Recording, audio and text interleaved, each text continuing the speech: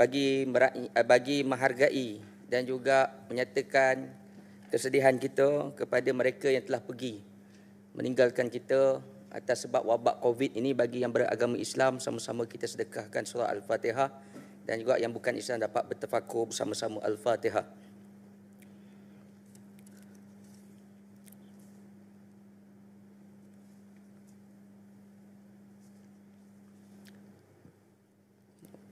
Okay, terima kasih kepada semua yang berhormat.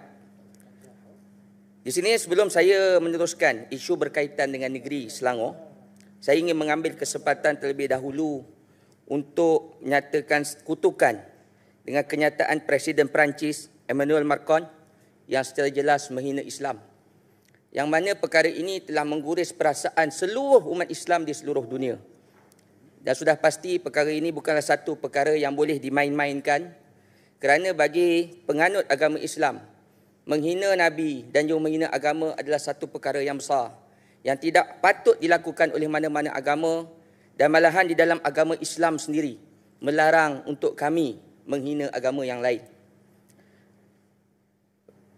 Dalam perbahasan pada kali ini, semua sedia maklum bahawa isu air merupakan isu yang paling besar yang menjadi permasalahan dan juga kutukan rakyat pada ketika ini, yang mana pada perbahasan dan juga pembentangan belanjawan yang telah dinyatakan oleh Yang Amat Berhormat Sungai Tua, kita dapat melihat perancangan telah diatur. Namun agak sedikit mengecewakan apabila bajet dan juga perancangan yang diatur itu lebih menjurus kepada masalah pencemaran semata-mata. Sedangkan kalau kita lihat, banyak lagi punca-punca yang boleh menyebabkan berlakunya gangguan bekalan air. Contohnya berlakunya isu paip pecah dan juga mungkin berlaku sabotaj. Sebagai contoh, mungkin berlaku, saya pun pelik, selama 22 bulan Pakatan Harapan memerintah Putrajaya tidak pernah berlaku pun isu pencemaran ini. Tetapi setelah kerajaan Pakatan Harapan tumbang, begitu banyak isu berkaitan dengan pencemaran di negeri Selangor. Dan juga tak mustahil juga berlaku dengan masalah kerosakan PAM dan juga masalah-masalah luar jangka. Dan amat menakutkan kita semua apabila kita mendapat tahu daripada laporan daripada Air Selangor, 6,000 kilometer panjang paip di negeri Selangor perlu diganti.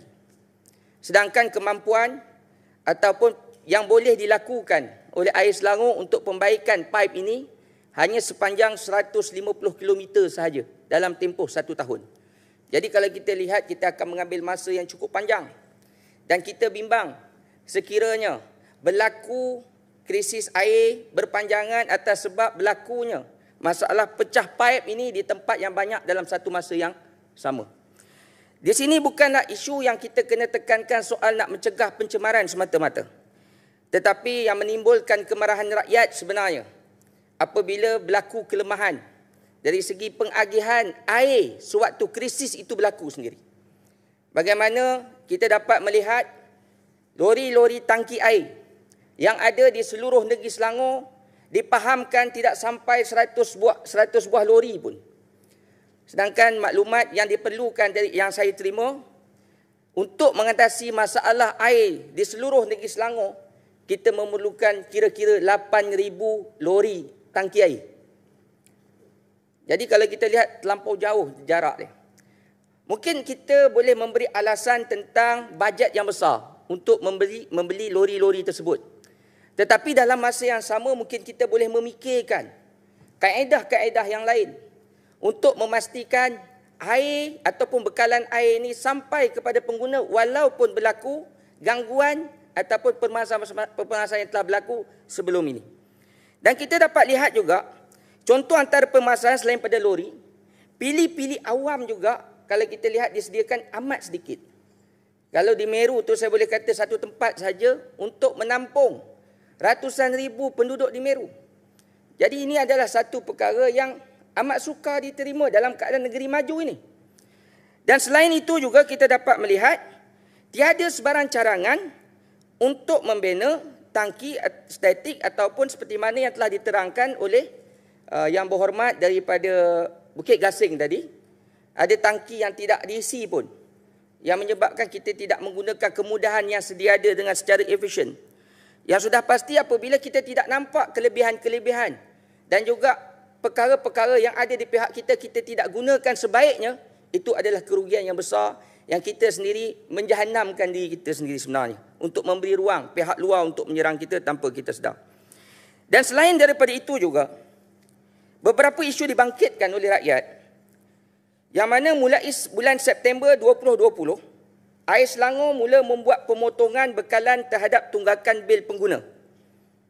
Bila pengguna pergi ke pejabat Air Selangor untuk berbincang tentang pembayaran, pengguna dikehendaki membayar dahulu 50% tunggakan terlebih dahulu dan baru boleh membuat jadual pembayaran untuk baki seterusnya.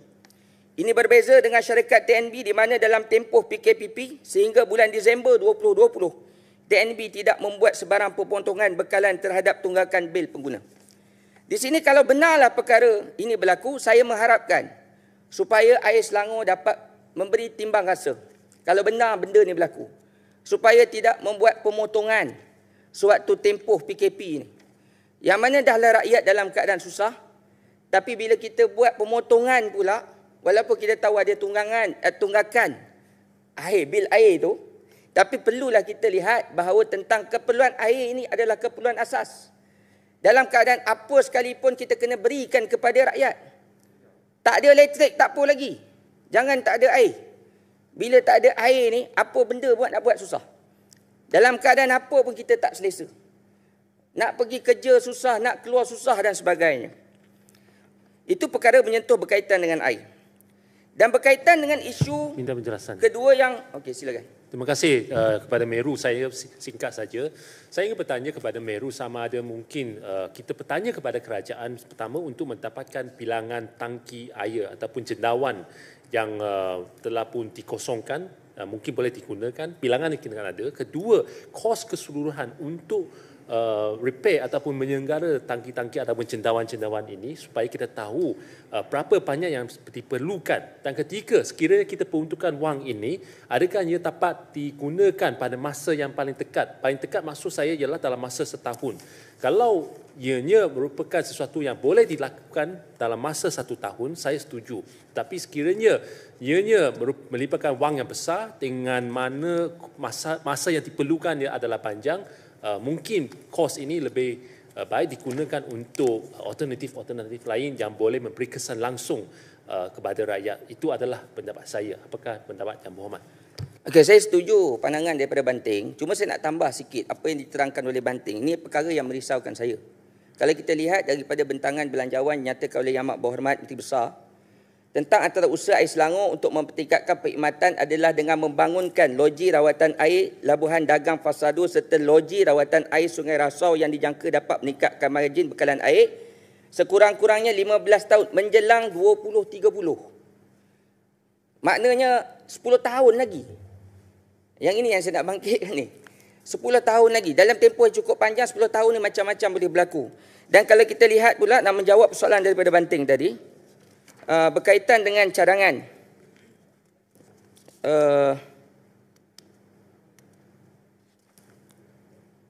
lepas pandang pula dah. Okey. Pelaksanaan projek. Ada 4 projek yang dijangka tempohnya 18 bulan dan kerajaan negeri memperuntukkan kos 200 juta iaitu rawatan loji SSP1, 2, 3, LRA Rantau Panjang dan LRA Semenyih 1 dan 2. Banyak ini ambil masa 18 bulan. Tapi macam mana dalam tempoh ni sebenarnya kalau berlaku gangguan? Itu maksud saya. Perancangan yang kerajaan negeri buat cantik. Saya dah nampak orang kata memang perancangan yang boleh menyelesaikan masalah. Tetapi yang saya bangkitkan ini soal delivery. Soal nak menyampaikan bekalan air sewaktu gangguan itu berlaku. Yang itu yang kita nak petikaikan yang cukup lemah. Yang menimbulkan kemarahan rakyat. Okay, isu kedua yang saya nak bangkitkan berkaitan dengan isu penutupan masjid sepanjang PKP ini. Saya minta maaf, saya tahu mungkin perkara ini agak sensitif untuk dibicarakan, tetapi sebagai salah seorang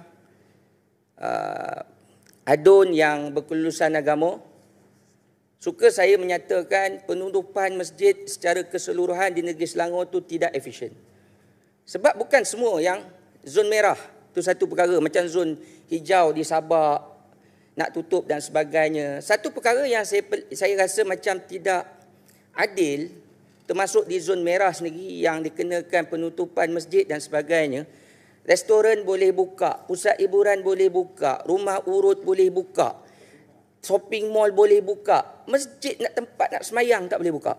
Lepas itu dilimitkan. Sedangkan sudah ada disediakan SOP bila berada di masjid. Dah ada aturan. Kalau kita risau tentang pematuhan itu tidak diikuti, saya yakin orang pergi masjid ni akan patuh. Dan yang keduanya, jawatan kuasa masjid dan surau itu sendiri boleh jadi petugas untuk memastikan SOP yang telah ditetapkan oleh kerajaan itu boleh diikuti. Ini soal kita menghentikan solat jamaah, menghentikan daripada mengimarahkan rumah Allah Ta'ala. Dan suka saya nak jelaskan juga kepada yang berhormat sekalian, bahawa apabila berlaku penutupan operasi masjid dan surau ini, walaupun dibenarkan dalam jumlah yang minima, antara yang tidak boleh dilakukan adalah majlis-majlis ilmu. Disebutkan tadi, saya lupa yang berhormat, kata silap saya, yang berhormat Banting ke manakah, isu berkaitan dengan masalah kesihatan mental. Sorry daripada Bukit Lanjan. Sedangkan di masjid ini salah satu terapi terbaik sebenarnya. Ya? Bolehlah lepas ni Banting masuk ke masjid sebab dia mengesahkan. Ini salah satu cara untuk kita menyelesaikan tekanan emosi yang sedang dihadapi oleh rakyat keseluruhannya. Dalam tempoh kita menghadapi pandemik COVID ini, kalau kita nak meletakkan alasan bahawa nak mencegah, menjadikan alasan kluster Seri Petaling sebagai contoh, yang itu berlaku sebelum ada SOP. Seolah-olah orang di masjid atau rumah ibadah yang lain ni orang yang tak boleh ikut SOP. Ini yang pelik tu. Jadi bagi saya mungkin boleh disampaikan pada pihak berwajib, khususnya Jabatan Agama Islam, memikirkan semula untuk memberi kebenaran yang lebih luas untuk umat Islam melaksanakan ibadah di masjid. Bukan saja pada waktu solat jemaah. Kadang-kadang mereka yang bekerja, mereka yang bermusafir, nak tempat semayang tak ada. Mohon celah. Saya tertarik dengan apa yang disebut oleh Yang Berhormat Meru sebentar tadi, ya, tentang ketetapan yang berlaku bagi pelaksanaan solat berjemaah dan solat Jumaat di Negeri Selangor. Ya, saya punya pengalaman, ya, hatta ada rakyat Selangor, ya, yang Muslim yang nak dapat fadilat berjemaah pergi ke negeri lain, ya, terutama di sempadan, di Taman Medan mereka pergi ke lembah pantai sebelah, ya, sampai ke tahap itu sekali. Jadi maknanya kena ada pertimbangan, ya, sebab di sana di wilayah Persekutuan Kuala Lumpur dan Putrajaya dengan jumlah tertentu yang agak ramai juga yang boleh jadikan contoh panduan untuk pelaksanaan prosedur operasi standardnya yang berkait dengan pelaksanaan ibadah itu. Jadi itu sepatutnya. Begitu juga, ya, saya dapat tahu daripada Yang Berhormat Semenyih, ada yang menyeberang ke sempadan Negeri Sembilan pun ada. Jadi ini satu contoh yang mana sebenarnya boleh dijadikan sebagai satu kaedah dalam pelaksanaan tersebut. Terima kasih Yang Berhormat Meru. Okay, terima kasih kepada Yang Berhormat Taman Medan. Okay, seterusnya saya nak berkaitan dengan isu ekonomi. Yang mana kita lihat memang isu ekonomi menjadi masalah yang antara besar dan kritikal bagi seluruh negara pada ketika ini. Dan saya mengucapkan tahniah kepada kerajaan negeri yang telah menyediakan beberapa inisiatif untuk membantu peniaga-peniaga, khususnya peniaga-peniaga kecil. Jadi mungkin ditambah baik untuk sama-sama melihat juga berkaitan dengan peniaga-peniaga yang tidak berikod. Selama ini kalau kita lihat peniaga-peniaga yang berikod yang diberikan bantuan. Dan apabila berlaku PKP ini, ramai peniaga-peniaga yang tumbuh sebagai cendawan, berniaga melalui online dan mereka ni tidak berekod. Yang mungkin juga kita boleh memikirkan untuk membantu mereka dan juga dalam masa yang sama memudahkan peniaga-peniaga kecil di pinggir-pinggir jalan untuk diberikan lesen sementara bagi memudahkan untuk mereka berniaga. Di samping dalam masa yang sama bertegas untuk menghalang daripada peniaga asing berniaga. Dan kita lihat pada ketika ni, peniaga asing, warga asing boleh berniaga dan berselindung daripada lesen dan juga perlindungan daripada orang tempatan. Sehingga menimbulkan fitnah kepada kerajaan.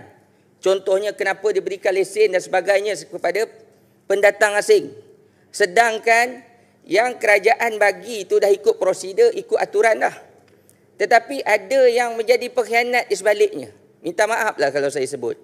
Yang sanggup menjadi, orang kata apa, kambing hitam untuk menghalalkan peniaga-peniaga asing ini dapat berniaga sebebas-bebasnya. Dan saya menyarankan supaya orang yang sebegini pun dapat dihukum dulu. Yang menyediakan premis dapat disita dan sebagainya. Sita saja saya bagi, saya tak cukup.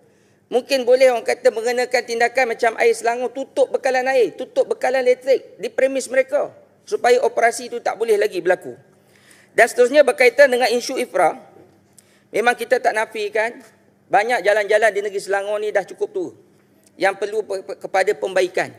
Saya agak kecewa apabila melihat bentangan di dalam belanjawan ini tidak menyentuh langsung di kawasan saya, khususnya di Meru dan juga Parlimen Kapar, tentang pembaikan jalan-jalan yang cukup teruk yang setiap kali di dalam Dewan ini saya bahaskan. Yang kalau kita lihat, kalau tuan-tuan sakit badan boleh datang ke tempat saya, boleh mengurut secara percuma naik kereta. Punya teruk keadaan jalan di situ. Dan juga saya nak menyentuh juga khususnya macam jalan yang paling bermasalah walaupun di bawah JKR Federal, contoh daripada Pekan Meru ke Pekan Kapar, ini yang paling teruk, paling bermasalah.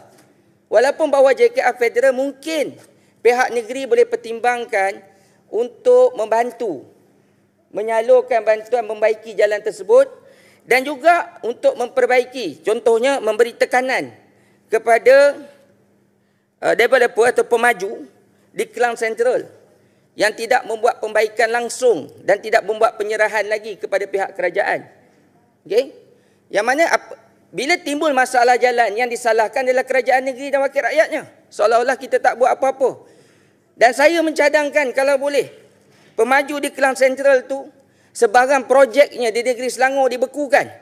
Selagi mana dia tidak buat pembaikan dan juga membaiki jalan yang patut diselesaikan sebelum buat penyerahan kepada kerajaan.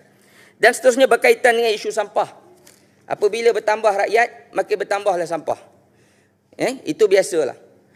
Makin bertambah kawasan perumahan, makin banyaklah sampah yang akan timbul. Tetapi yang menjadi permasalahan berkaitan dengan kutipan sampah tetap dalam jumlah yang sama. Kalau 3 kali seminggu itulah. Sedangkan sampah makin bertambah. Walaupun begitu, saya mengucapkan tahniah kepada kerajaan negeri, PBT dan juga KDEB yang telah menguruskan sampah logistik dengan cukup baik. Tetapi timbul berkaitan dengan sampah industri. Yang mana kalau di tempat saya, banyak berlaku pembuangan sampah-sampah industri ini secara haram. Dan apabila kita buat tangkapan, antara alasan yang diberikan, pihak kerajaan tidak menyediakan tempat. Dan juga kalau ada tempat pun jauh daripada lokasi yang melibatkan kos yang besar untuk mereka membuang sampah-sampah industri ini. Mungkin pihak kerajaan boleh memikirkan lokasi yang lebih sesuai untuk memastikan, khususnya di Klang, lokasi untuk menyediakan satu tempat khusus pembuangan sampah industri ini. Dia bukan sebenarnya boleh menjadi pendapatan, lebih daripada itu pun sebenarnya boleh menyelesaikan masalah pencemaran dan sebagainya. Saya dipahamkan daripada pejabat daerah Klang sahaja, 20 tempat pembuangan sampah industri haram dikenal pasti di daerah Klang. Yang mana kalau kita uruskan dengan cara baik, sudah pasti dia akan memberi manfaat balik kepada kerajaan negeri. Dan seterusnya isu pendidikan. Yang mana apabila dalam tempoh PKP ini, perkara yang membimbangkan saya khususnya anak-anak di negeri Selangor. Kita sedia maklum di negeri Selangor keseluruhannya sekolah-sekolah telah ditutup. Dan pada tahun ini juga kalau kita lihat pelajar-pelajar SPM khususnya, mereka tak dapat nak pergi sekolah dan tak dapat nak mengikuti kelas secara normal. Dan kita dapat melihat bagaimana pada ketika ini, pelajar-pelajar yang boleh mengikuti kelas secara online mungkin tidak menjadi masalah. Tetapi bagaimana dengan pelajar-pelajar yang tidak dapat mengikuti kelas secara online? Khususnya mereka daripada keluarga yang berpendapatan rendah. Yang sudah pasti mereka akan tercicir. Dan seharusnya kita memikirkan juga untuk membantu mereka bagaimana memastikan supaya mereka tidak tercicir. Dan juga saya melihat di dalam belanjawan ini kita langsung mungkin terlepas pandang tentang pelajar-pelajar Selangor yang berada di luar negara. Yang mungkin pada ketika ini mereka juga di dalam kesusahan yang memerlukan bantuan kita. Yang mana pada tahun lepas Saya dipahamkan ada peruntukan yang disediakan tetapi tak dapat dilaksanakan pada tahun ini atas sebab PKP. Tetapi mungkin bajet itu boleh digunakan untuk membantu pelajar-pelajar Selangor yang di luar negara ataupun mungkin di luar negeri Selangor, khususnya di Sabah dan Sarawak, untuk diberikan bantuan sewajarnya untuk meringankan bebanan mereka. Dan juga mungkin saya memohon pada pihak kerajaan untuk meneliti balik berkaitan dengan isu perjanjian serahan Kuala Lumpur Putrajaya kepada Kerajaan Persekutuan. Sebab kita lihat mungkin ada perkara-perkara yang kita tak pernah kaji selama ni, yang tercicir. Mungkin ada pihak yang mengambil kesempatan di situ yang kita tidak ketahui pada zaman Barisan Nasional dahulu. Macam contoh isu stadium yang dibangkitkan tadi. Mungkin ada isu-isu di sebaliknya yang kita tidak ketahui. Yang sepatutnya mungkin ada hak kerajaan persekutuan kena berikan kepada kerajaan negeri Selangor yang sehingga ke hari ini mereka belum tunaikan. Yang mana pada ketika ini saya yakin kita tak pernah pun bincangkan dan kita tidak pernah semak. Dan saya sewajarnya kita menyemak balik supaya isu-isu ini dapat kita selesaikan dan juga kita dapat mengembalikan hak negeri Selangor dan juga dapat membantu rakyat Selangor keseluruhannya. Okay, silakan Subang Jaya. Yang Berhormat Meru, saya nak tanyakan pandangan Yang Berhormat berkenaan isu sampah yang dibangkitkan tadi. Saya percaya bahawa Yang Berhormat selaku Jawatan Kuasa Pilihan Air juga akan terima maklum balas ini di mana kami sebagai Jawatan Kuasa pernah minta supaya negeri Selangor mengubah enactment pengurusan sisa pepejal supaya kami sebagai negeri boleh menguruskan sisa binaan, sisa industri dan lain-lain. Cuma daripada balasan ini saya memperhatikan bahawa daripada pendakwaan negeri maklumat yang kami terima adalah bahawa Yang Berhormat Menteri KPKT tidak memberi persetujuan untuk negeri Selangor mengubah enactment yang dicadangkan. Apakah pandangan YB? Okey, inilah masalah Kerajaan Perikatan Nasional. Benda baik dia tak nak sokong. Jadi saya menyokonglah apa yang dikatakan oleh Subang Jaya. Senang nak menjawab. Okey, dan seterusnya isu yang terakhir yang saya nak bangkitkan sebab masa kita pun dah nak habis. Antara kelemahan kita, saya lihat walaupun nanti insya-Allah dengan izin di dalam Dewan